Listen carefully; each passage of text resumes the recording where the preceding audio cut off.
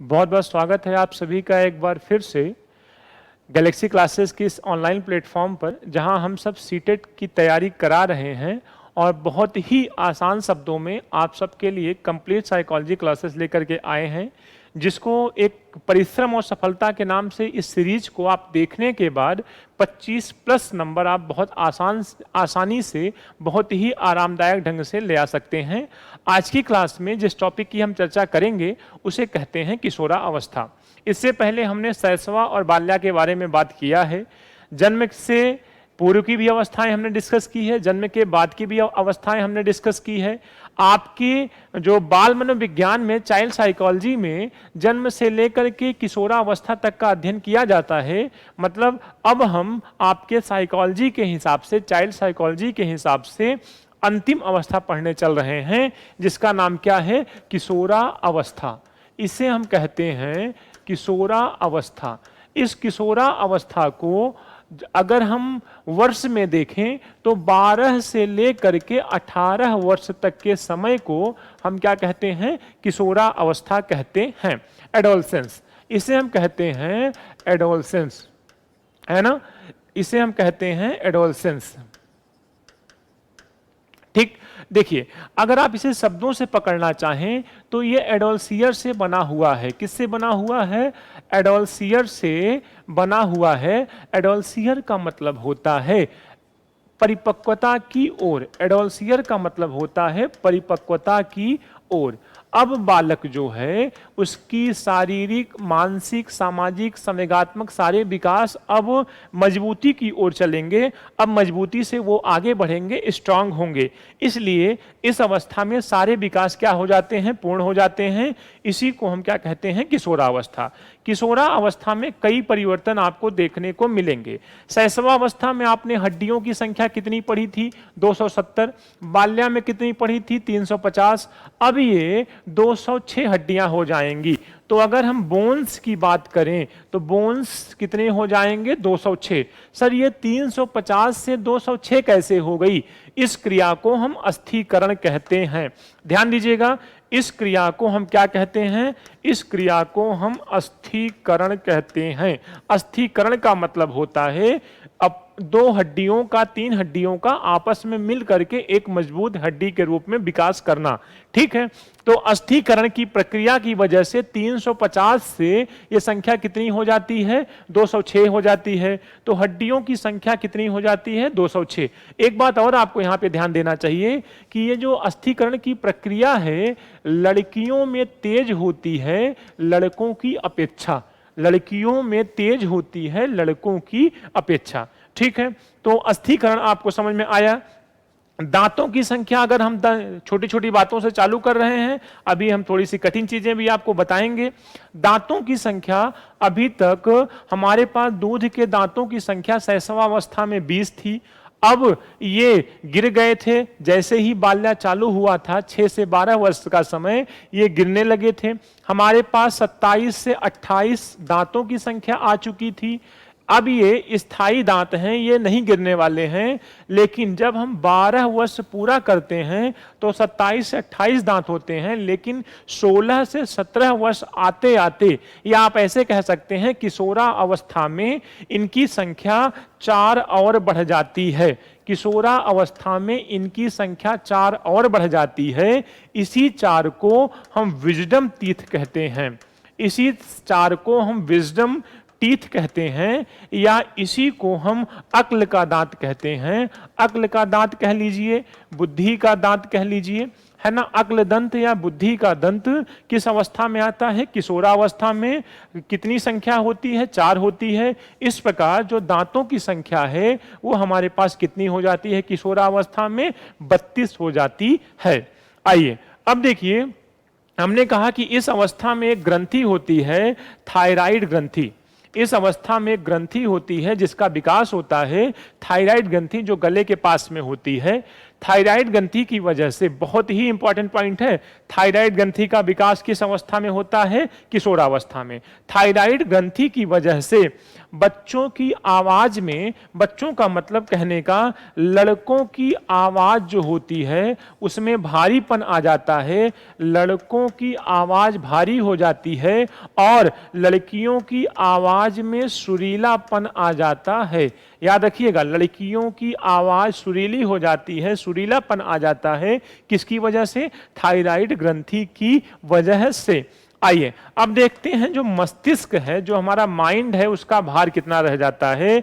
मस्तिष्क का भार किशोरावस्था में 1200 से 1400 ग्राम के बीच हो जाता है, अर्थात ये अपना 100% पूरा कर लेता है। याद रखिएगा, 1200 से 1400 ग्राम के बीच मस्तिष्क का भार हो जाता है, जो 100% होता है, पूरे जीवन इतना ही रहता है। ये हमें कब प्राप्त होता है? किशोरावस्था में प्राप्त होता है। तो किशोरावस्था में 3-4 पॉइंट्स अभी मैंने आपको बताया।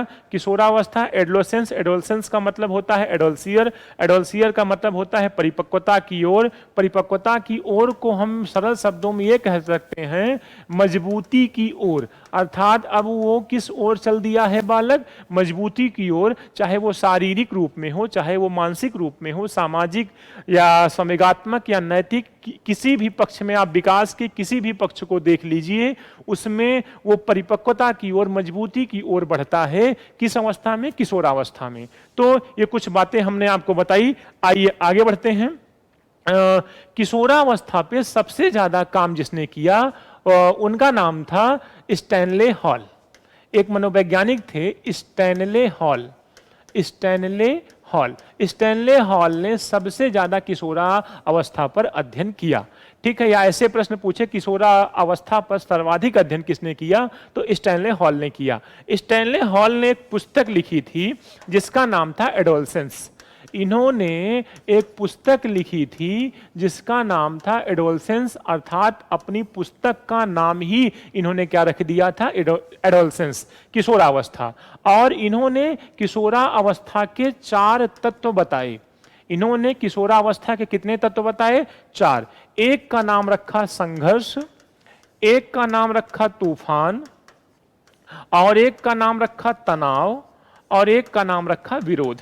अर्थात ये 4 तत्व किशोरावस्था के होते हैं। किसके अनुसार? स्टैनले हॉल के अनुसार। कौन कौन से? संघर्ष, तनाव या तूफान, और फिर क्या होता है? विरोध। ये 4 तत्व हैं किसके? किसके अनुसार? स्टैनले हॉल के अनुसार, जो एडोलेसेंस में देखने को मिलते हैं। और कुछ विशेषताएं आपको हम बताते हैं। ये स्टैनले हॉल, एक हैरोड समिति थी, एक हैरोड समिति थी, हैरोड समिति।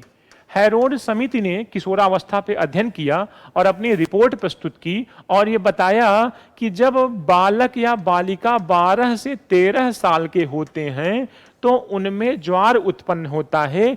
ज्वार का मतलब अचानक उनमें बदलाव दिखता है, परिवर्तन दिखने लगता है। एक मनोवैज्ञानिक थे रॉस। देखिए, ज्वार का मतलब संवेग। जब आप मैकडूगल को पढ़ेंगे तो वहां पे देखेंगे कि अचानक से सारे भाव परिवर्तित हो जाते हैं, सब कुछ इनके अंदर अचानक से चेंजिंग आने लगती है।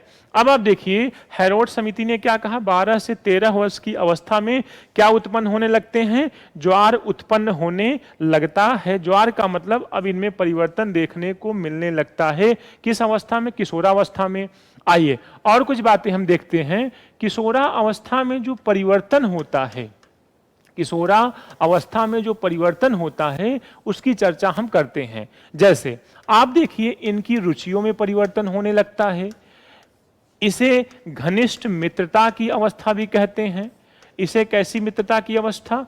घनिष्ठ मित्रता की अवस्था भी इसे कहते हैं। याद रखिएगा, एग्जाम पॉइंट ये मैं लिखने जा रहा हूं। इसी को हम क्या कहते हैं? टीन एज भी कहते हैं। इसी को हम टीन एज कहते हैं। इसी को हम क्या कहते हैं? गोल्डन एज कहते हैं। इसी को हम समस्यात्मक अवस्था कहते हैं। इसी को हम क्या कहते हैं? समस्यात्मक अवस्था कहते हैं। अच्छा, दिवा स्वप्न की स्थिति भी इसी समय होती है। दिवा स्वप्न का मतलब होता है खुली आंखों से सपने देखना। लड़कियों में दिवा स्वप्न देखने की विशेषता जो होती है वो ज्यादा होती है, मजबूत होती है लड़कों की अपेक्षा।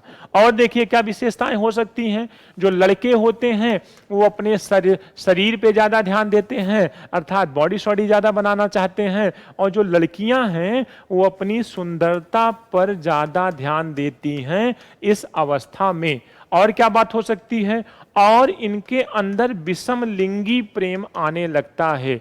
विषम लिंगी प्रेम आने लगता है। विषम लिंगी प्रेम का मतलब क्या है, लड़कों में लड़कियों के प्रति प्रेम होता है और लड़कियों में लड़कों के प्रति प्रेम उत्पन्न होने लगता है, जिसे हम क्या कहते हैं, विषम लिंगी प्रेम कहते हैं। ये बातें आई थिंक आपको समझ में आई होंगी।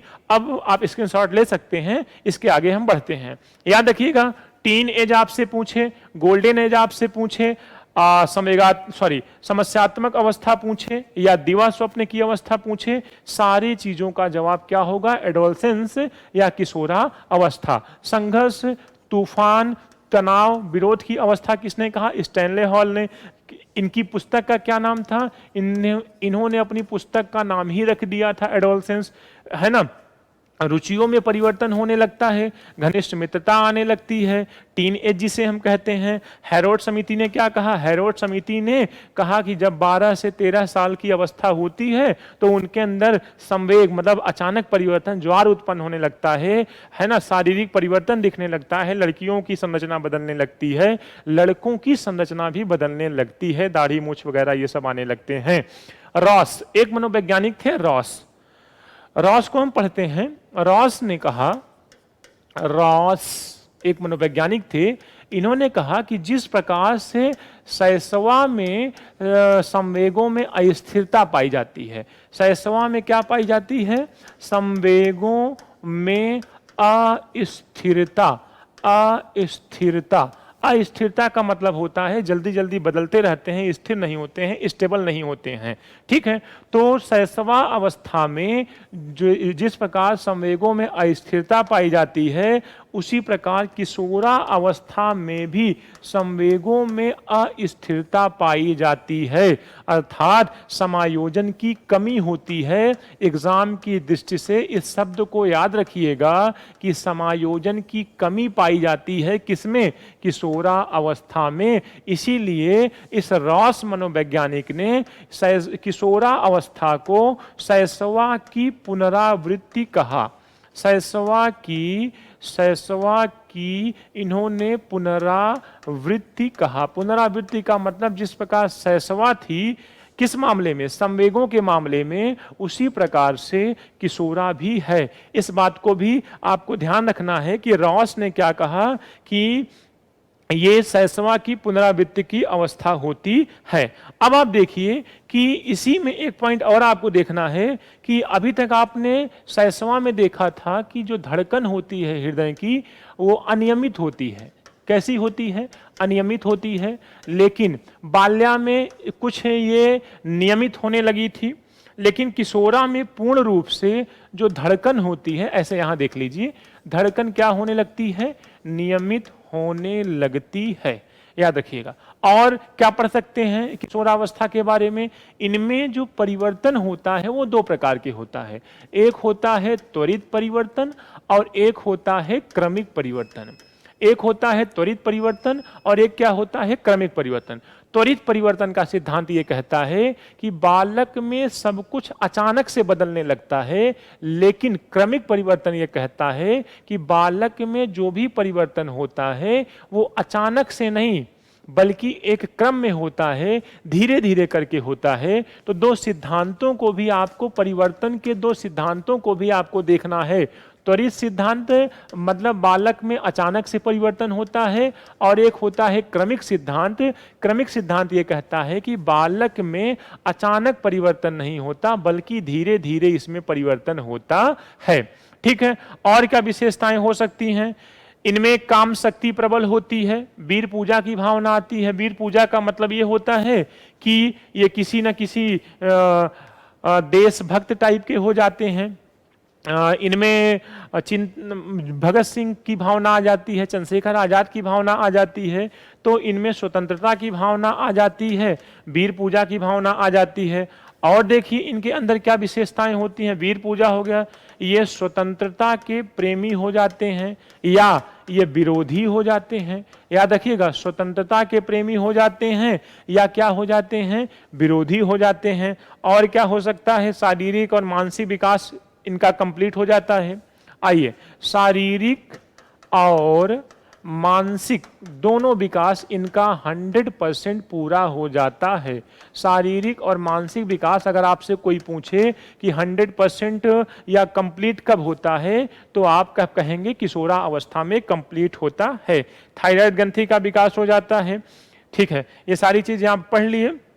विजडम टीथ भी हो गया। अब आप देखिए, आपको कुछ महत्वपूर्ण बातें हम बताते हैं।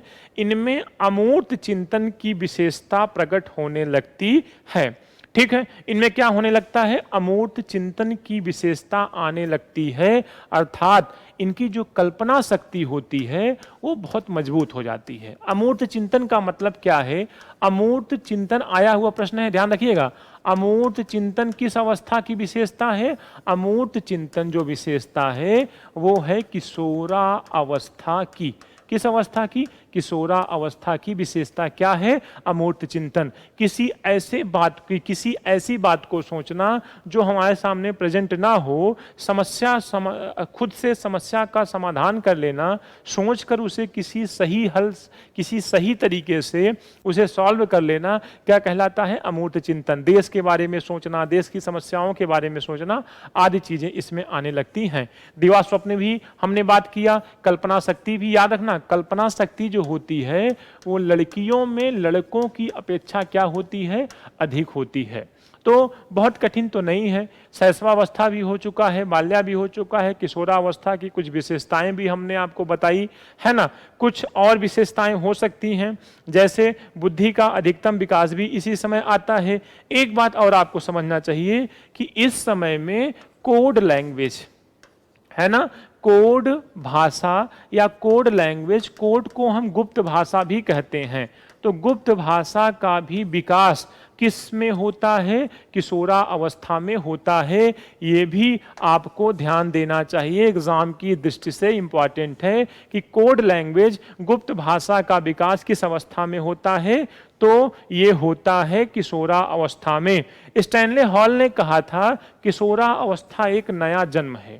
ठीक है, इसे भी देख लीजिए, कथन है, शायद आपसे एग्जाम में पूछ ले, किशोरा अवस्था एक नया जन्म है। ये किसने कहा था, किशोरावस्था एक नया जन्म है? इसको कहा था स्टैनले हॉल ने। इसको किसने कहा था, स्टैनले हॉल ने, है ना। सारी चीजों को नोट करते चलिए। अब जितनी भी चीजें थी वो मैंने आपको बता दिया, जो भी महत्वपूर्ण चीजें थी उसको मैंने आपको बता दिया। नेक्स्ट क्लास में आपके लिए इसी तरीके से छोटे छोटे पॉइंट्स को लेकर के हम आते रहेंगे। तब तक के लिए बहुत बहुत धन्यवाद। पढ़ते रहिए। दिसंबर में आराम से, बहुत अच्छे से, शांति तरीके से 30+ है ना, इसमें 30 में 30 और 150 में 130+ मार्क्स हमको लाने हैं। ठीक है, धन्यवाद।